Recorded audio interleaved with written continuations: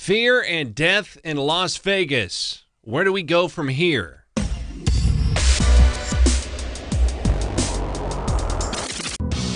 Welcome, everybody. It is Michael Newman and the Michael Newman Podcast. Thank you so much for joining the show. It is a very, very scary day out there. We're going to get to the terrorist acts and the terrorist things going on in just a little bit. I will tell you about my website. Please go there, michaelnewmanproductions.com. It's michaelnewmanproductions.com, all one word.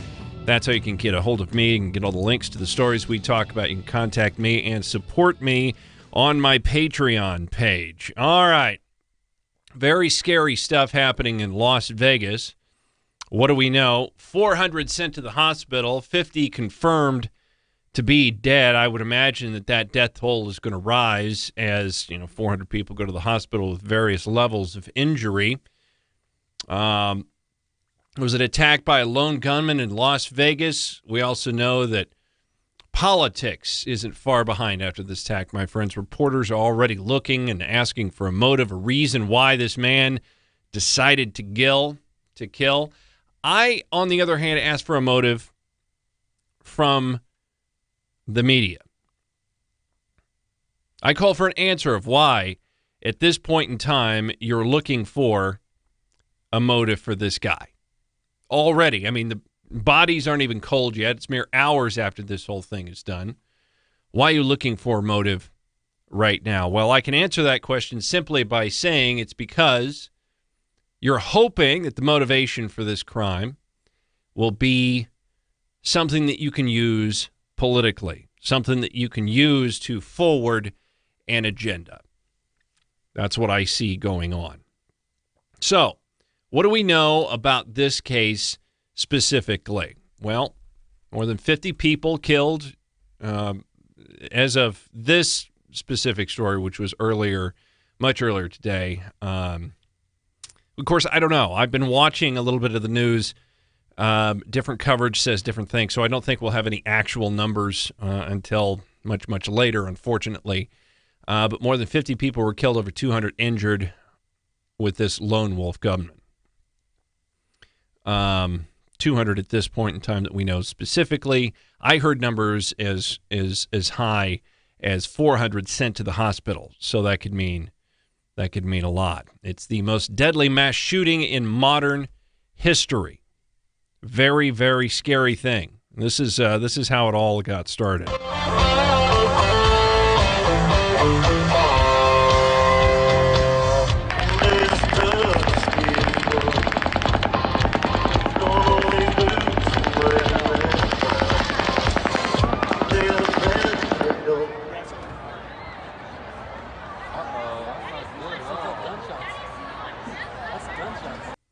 If you watch that, it really is truly unbelievable. I've been to concerts, big venues like that before, and you never know what you're going to hear. As a matter of fact, if it was a Metallica show, you would think it's part of One? Is that the name of the song, One? Where it actually has gunfire in it. Some rock shows, some songs have that sound effect in there. In this case, it was a Jason Aldean show, and he doesn't have any gunfire in his songs, and that was certainly rapid-fire, fully automatic gunfire from a guy named Stephen Paddock, described as a local man that decided to open fire on the Route 91 Harvest Festival in Las Vegas. Paddock was shot and killed after they breached his room in the hotel where he had stashed an arsenal of weapons during the massacre. If I wrote it down correctly, I believe he checked into the hotel Thursday, September 28th, and the shooting, of course, happened Sunday, October 1st. So he had several days to get going with this thing and get his plans worked out. Of course, there's a lot of people killed, a lot of officers killed as well. How many law enforcement officers lost their lives?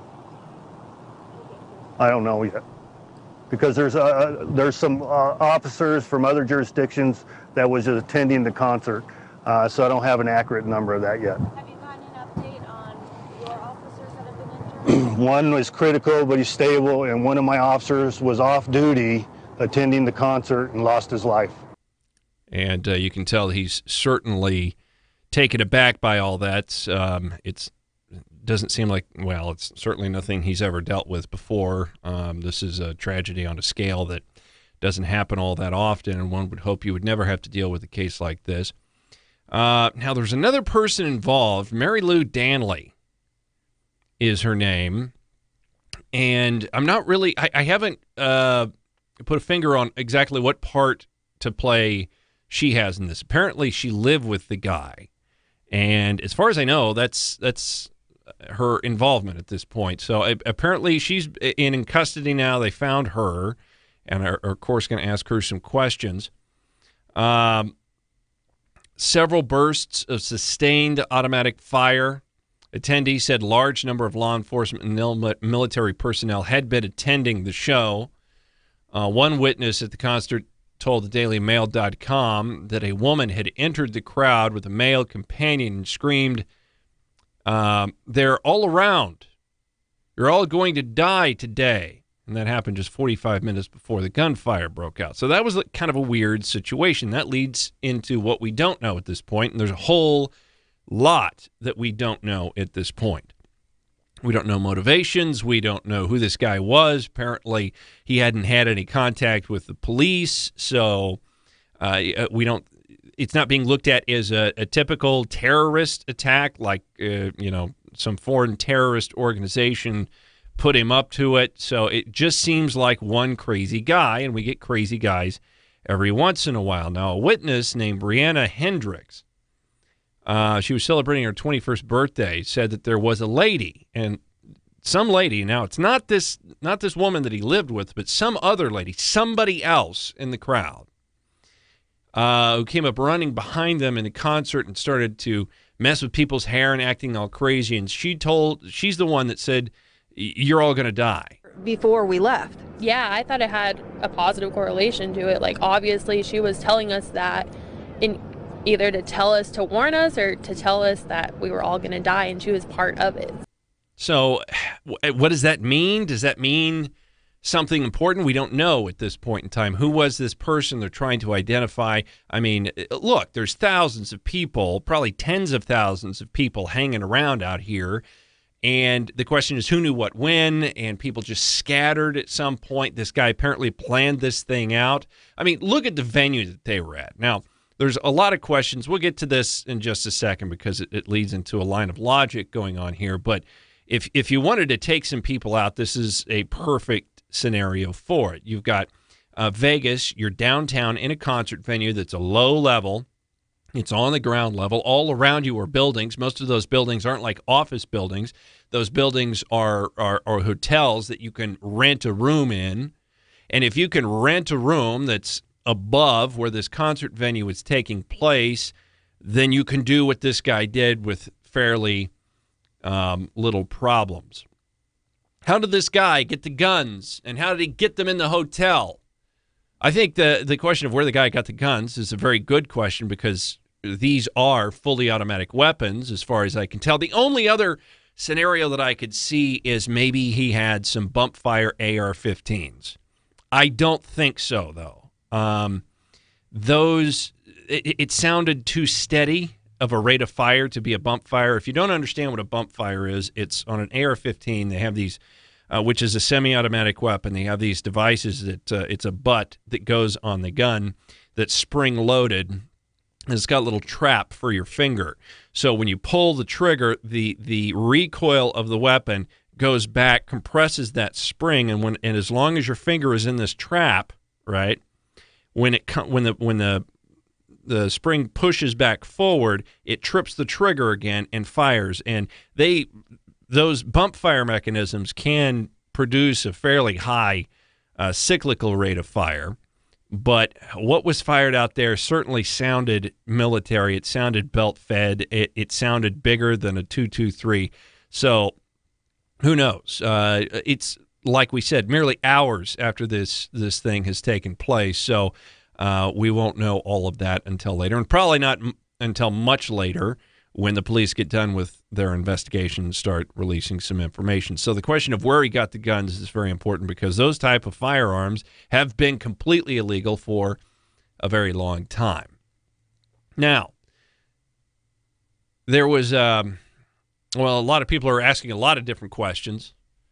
How did he get them in the hotel? How did he get these weapons into the hotel? Do we need to start x-raying people as they go into hotels because God knows what they're going to do? This is the first place where people go because they're scared. Now, I'll tell you, this is a unique hotel venue. How often do you have a concert happening right outside a hotel that looks down on it? Doesn't happen very often. I mean, the people that are running the concert wouldn't particularly want that because you're not necessarily getting ticket prices from the people in those hotels.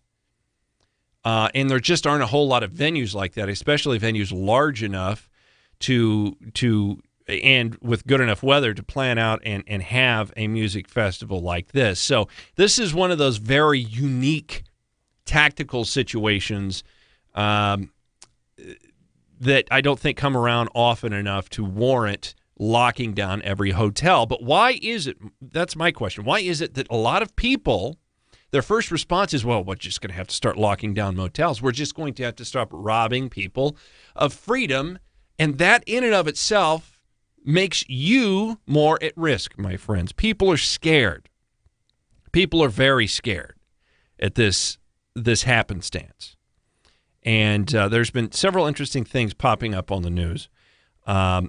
And people being interviewed. You were there. You saw what would happen. There's going to be people that are trickling out of the woodwork for quite a while, I would imagine, because there were tens of thousands of people that were there.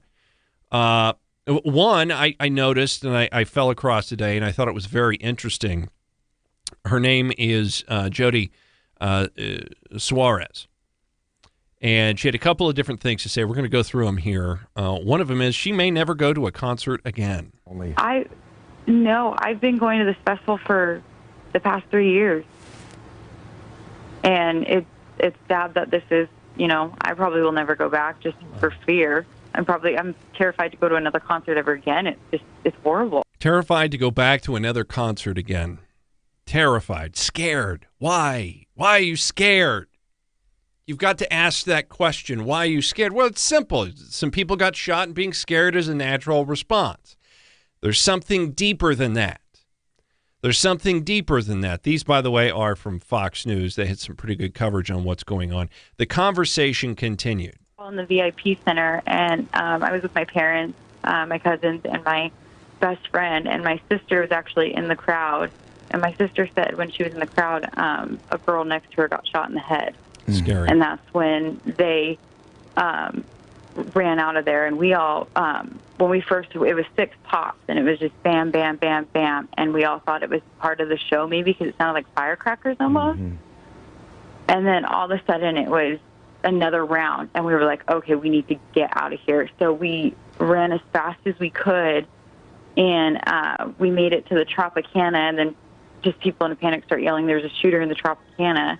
So then we ran to Hooters, and they said there was a shooter in Hooters. It was just absolute chaos. And then we finally made it into a little diner where an off-duty police man was in there, and he said, okay, we're putting this on lockdown, and we stacked all the tables and chairs up and covered the windows, and just basically were sitting ducks waiting till we could leave. Waiting for them to get out. That's the important part. That's why I stopped it there. We were basically sitting ducks. Do you understand what happened in that scenario? This whole thing went down. She's with her friends. They don't know where to go. They start running. They're scared out of their minds. They have no real idea of where to go. They finally find solace in this place that happens to have an off-duty cop. He says, this is what we're going to do. We're going to shut it down. Let's start barricading the doors. And they ended up being, quote, unquote, sitting ducks until someone came for them, until they could leave. That's why you're scared. Ladies and gentlemen, that's why people get scared. In the military, they train you, I mean, there's no way to get around fear, but they train you so well, hopefully, that you can get past your fear in those type of situations. I mean, war is crazy. Battles are crazy, and the United States military and its members are trained to be the ones that run into this danger. Same thing with police officers, because if you lose your mind and you have no idea what to do next, you're probably going to die. And that should make you fearful. It very well should.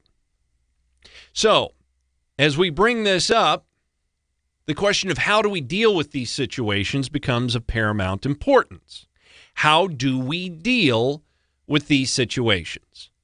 Do we sit on our butts and start railing at the police officers and the security people and go, why don't we have more security at these hotels? Or do we start to train our individuals not only to have situational awareness and know what to do when bad things happen, but to be able to assert themselves into those situations and make it the point that it is your job as a citizen to assert yourself in these situations? I really get angry. I get viscerally angry whenever something happens in society and then the cops immediately come out and say, well, this guy came and he saved the day. He went above and beyond the call of duty. Thank you much for the citizen to do it. But you shouldn't do that. You should just wait. You should run. You should do nothing and wait for the police. Because it's the safest thing to do. I say no. Because it perpetuates a problem. It makes it easier for people who want to do bad things to come to the decision to actually do those bad things. How about this? Just normal, average, everyday crime, right? Somebody going into a liquor store and robbing it, somebody robbing a bank, whatever happens. Or somebody with one of these horrible stories, you hear about them all the time in Los Angeles, in New York, Chicago, whatever it is, where the guy beats the hell of an old person and sometimes rapes them, but ends up taking their cash and no one helps out. And doesn't really care. Sometimes these things happen in broad daylight in front of a crowd, and no big deal. Doesn't seem like the person, the perp, had any qualms about committing this act in front of people. Why is that? Because people have been trained not to do anything. And if you watch, there's tons of video on there. You can go on the internet and you can find it. You can just sit there with your mouth agape all day where people do nothing in situations. Even when there's not an assailant around, people are still doing nothing. Somebody hurt themselves or fell down, whatever it is, people just walk on by and continue with their day. Some instances, I would think that's okay. But when it's a situation where there's a crime taking place, when there's a situation where there is an evildoer attacking a group of people, it is not your duty to sit on your ass. It is your duty to protect yourself and those around you and go after that guy. And imagine the level of crime that would be reduced if a criminal knew every time that they walked in to do some sort of dastardly deed that there is going to be massive resistance from absolutely everybody that sees it because we don't want to put up with it anymore. What about that? Has anybody ever talked about that? That some of this could be laid at the feet of the police and the citizenry, and that the police encourage the citizenry to do nothing and sit there like cattle, and the citizenry do it. Well, I was told. I'm just doing what I was told. I shouldn't be doing anything. That could be dangerous. I wish I would have gotten the audio for this because it was a very good exchange, a very enlightening exchange. A guy named Michael Balboni, former Homeland Security Chief for New York. And he was on, I can't remember, it was at Fox, I think it was Fox News. He was on Fox News. And he was having a discussion with the moderator, a lady there. I'm not sure what her name was. She was the anchor. I don't watch a lot of broadcast news, so I don't know them by look. And she was the one that brought up the thing, well, are we going to need, X-ray machines in hotels and that sort of thing? And Mr. Balboni brought up a point that, well, she brought out the point and then he expounded on it, that is this the incident where we change our lives? Is this the thing that happened that makes Americans live differently now? Is this what it is? And that's kind of a scary deal. I mean, if we look in the past at some of these dangerous incidents that happened and where Americans changed their lives because of that incident, has it turned out well? Has the changes in our life been good? Have they solved for the problem? No, they haven't. What am I speaking of? 9/11. When 9/11 happened, it scared the entire nation, it scared the entire world. And here in the United States, we changed the way we live our lives significantly. As a matter of fact, we just wholesale picked up a whole lot of power and handed it over to the federal government and said, here you go, whatever you need, we're going to give you the tools. You just solved the problem. Have they solved for the problem? No. Have they made the problem any better? No. Have they made your lives worse in the process? Yes. Is getting probed in your butthole every time you get on an airplane the best possible way to thwart terrorism? No. Why? Because the terrorists are now people in the blue shirts run by the federal government checking your bags. They're the terrorists. They're far more dangerous than any terrorist organization, whether it be ISIS or Al-Qaeda or whomever. They're far more dangerous than that because they have the backing of the biggest military on the face of the planet. The largest war-making force ever in the history of the earth is backing them up, saying that you, these security people, can do whatever the hell you want to the citizenry because they gave us the power to do so. You can do whatever you want, and they have no recourse. That's not America, and that is far more dangerous than any terrorist. And here's also what scares me. There's another reason not to fear this stuff. You see, these events are big, and they're flashy, and it's show business, my friends. Show business. Oh, it's so scary. You know what? It should be, if you're smart, far more frightening, far more gut-wrenching and blood-curdling for you to get in your car in the morning. Far more. Because the chances you're going to die in your car are many orders of magnitude greater every time you get in it than ever being a party to or even knowing someone that's been a party to terrorism or being a victim of terrorism. Sorry, I mean, those two things aren't even on the same scale of danger. Not even on the same scale. So, it's show business, and we're falling prey to the show. Now, Mr. Balboni goes on, and he actually says, you know, because the moderator says, well, would you tell your family just not to go to a concert for a while? And he says, no, I would not tell them that because there's no reason to. There was no reports of a possible terrorist attack. It doesn't seem as if there was a group working. It just seemed like a lone gunman, some lone wolf guy. And there's absolutely no reason to think that there would be somebody else at another concert venue going to do the same thing. He said, I would not tell my family. And he says, really what you need to do is kind of what I've just been telling you, but I'm going a little bit further with it. He says, just be aware of your surroundings. Know how to protect yourself. When you're aware of your surroundings, know the exits, know where you're at, situational awareness, wherever you're going. That's basic safety. Wherever you're going to be at, if you're walking down the street, if you're you're going to be on the subway, if you're going to get on a bus, whatever you're going to do, you should have some sort of basic situational awareness because you never know what's going to happen. When you get on a plane, you don't know. When you get on a plane and they have the cheering section, you know, right before you take off, where they say, you know, there's exits here and there and up here, and pretty much the whole plane's going to be an exit when it explodes, right? That's how that works. What is that? What are they doing?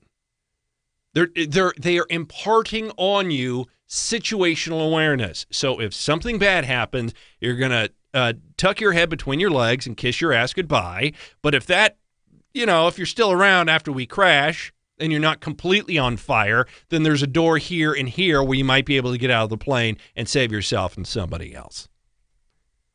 Situational awareness. Here's the exit. This is what you do. Remember, if you forget everything in the world, remember this, that door, go through it. Situational awareness. I don't think people practice that enough. And knowing your capabilities is also a very important part of situational awareness. What can you handle? What can't you handle? What is your breaking point? Can you take that guy if it's going to be a fist fight? Or should you just, hop on your pony and ride, right? Ultimately, and here's the truth, ultimately, you are responsible for your own life and your own safety. Sorry. Now, we can cover that up with police and laws and militaries and all these wonderful things. And first responders and people trained to do search and rescue.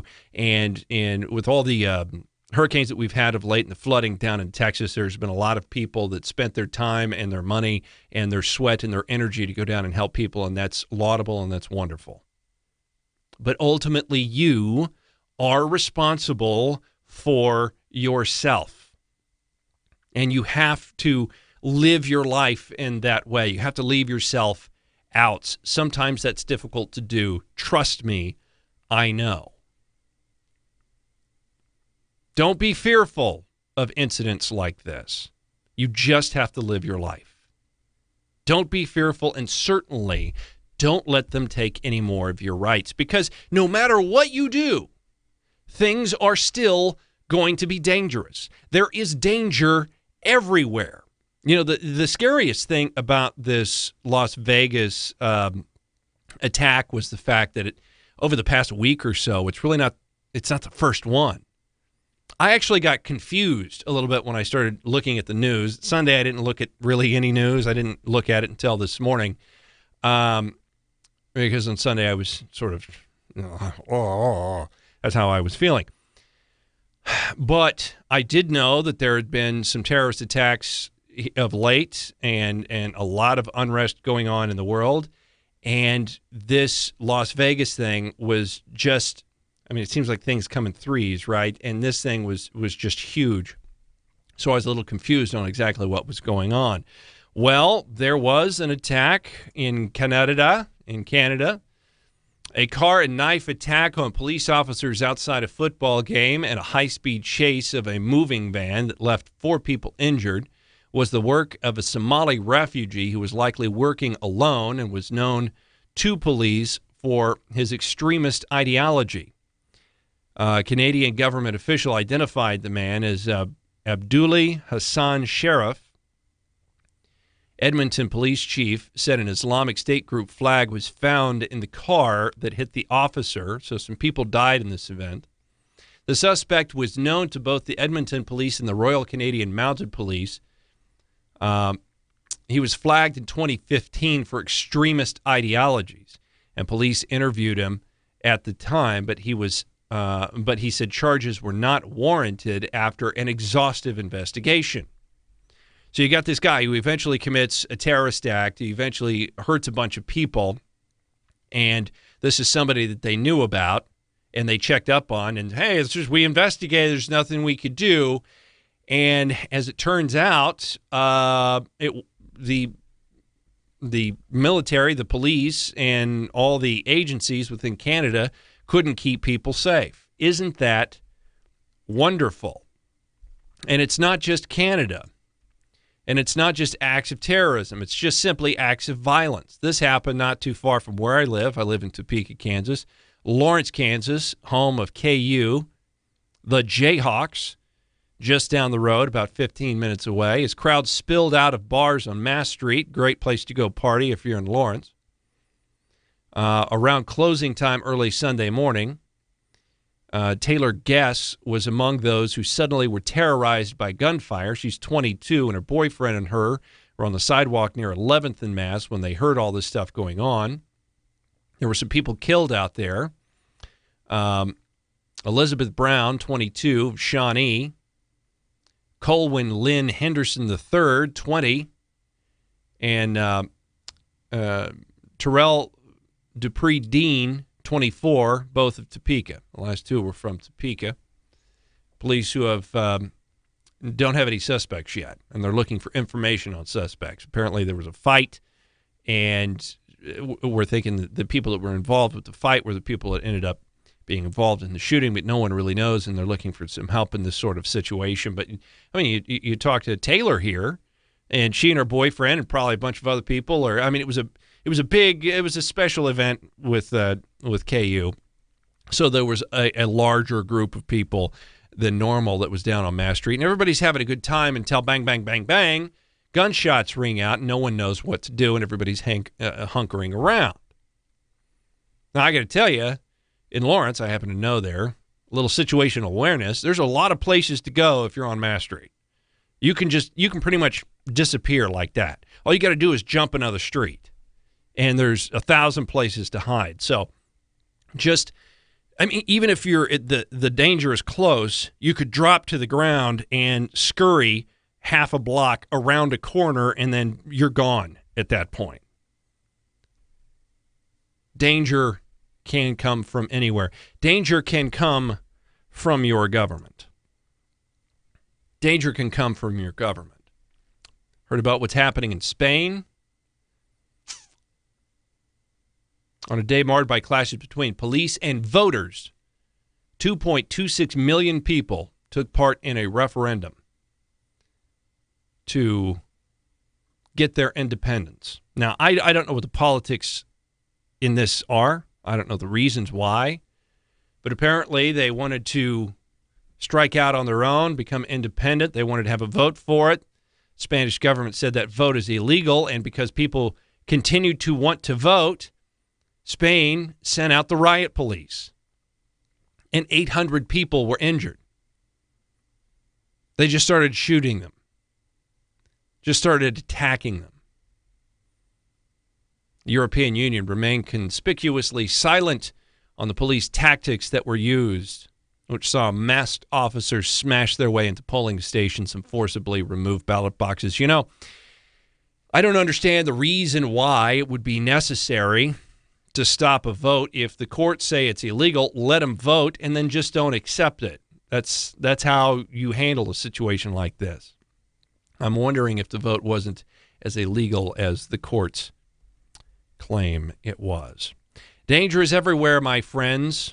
It is a way of life. There are things far more dangerous than evil people, and you're not going to be able to escape danger. And if your goal is to beg the government to make you safe, well, they ain't going to do it because they're not capable of doing it. So don't give up your freedom. Now, we'll stick on this story of Las Vegas because I want to see where it goes politically, and I imagine it's not going to go anywhere good, right? Because this stuff never does. But that is it for today's show. Please go to the website, michaelnewmanproductions.com. If you go there, you can contact me. My Twitter and my Facebook and all the links and stuff are right there.